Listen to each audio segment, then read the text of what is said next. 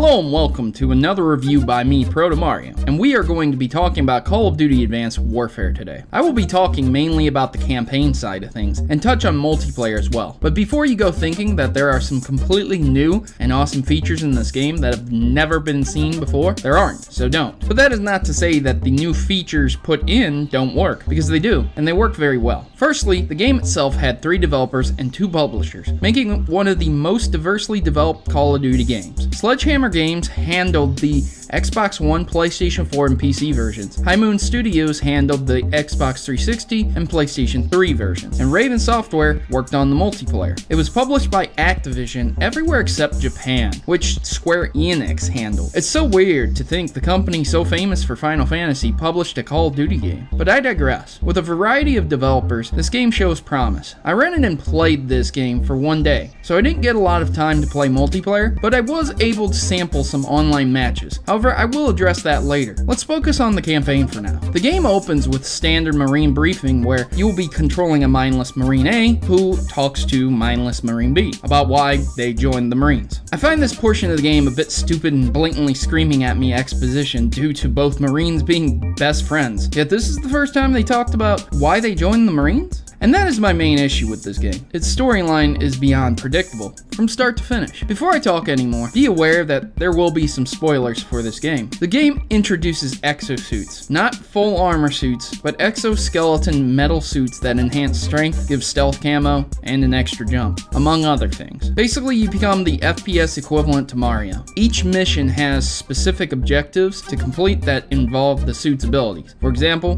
one required complete stealth, while the other basically turned me into Spider-Man with a grappling hook. This game does make you wear many hats to break up the gameplay. One meant you'll feel like Mario jumping, the next Bionic Commando with the whole arm thing and grappling hook. In fact, all through the campaign I felt like I was controlling several movies. In one portion it was required to escape in a boat through narrow canals and even go underwater with it. Just like in James Bond The World Is Not Enough, when James Bond stole Q's boat. And the larger exosuits remind me of the Big Daddies from BioShock as well. I do appreciate the game breaking up the mundane FPS moments, but it loses something by doing so. Jack of all trades is a master of none. The gameplay itself is what you have come to expect from Call of Duty. Finely tuned FPS action with that touch of Hollywood. Everything you shoot at will explode except people, most of the time. The soundtrack is average, heart-pumping, fitting most situations, and the controls work very well, as usual. Though, I did always have issues cycling through grenades, and hitting the flying enemies with EMP grenades always required me to use at least 2 of them. Kudos to the developers of the game, it never froze on me. But for those cinematic and mashing scenes, it really killed the immersion when my timing was either a second too early or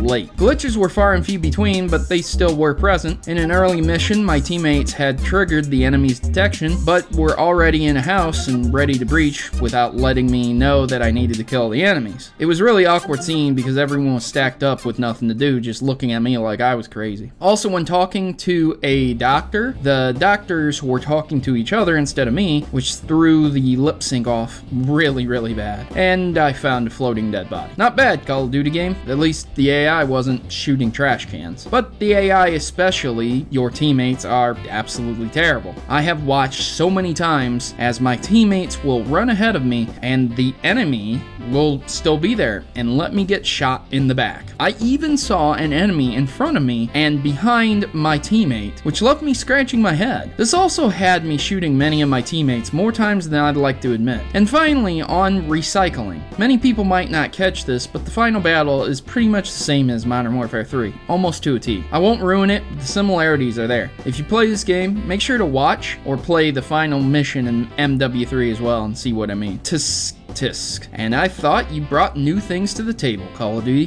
for shame. On to multiplayer. As I said, I didn't have a lot of time to experience it, but from what I experienced, it just seemed to be another COD with jumps now. People on the PC end are saying that they don't have dedicated servers, and on the console end, adjusting the resolution and frames per second might be an issue, but for the 360 version I played, it seemed like any other. There were no glitches, lag issues, or anything of that sort when I played, so I'm unsure of what to say. Some of the maps were more confined, Some of the maps that are more confined lose any terrain navigation due to the high jumps, which basically means you can be killed from any direction now. Other than that, seems fine to me. Final thoughts. While I focus on the campaign mostly, I still feel games like this need a solid campaign to play through. After all, multiplayer only lasts so long. It felt like I was playing more like Syndicate than a new Call of Duty game. But overall, it is a fair entry into the series, and I'm sure long-lasting fans will enjoy the new additions. My favorite moments were using a certain exosuit and being a bionic commando for a short time. That was more fun than the game itself. I give this game an A- rank. It never broke,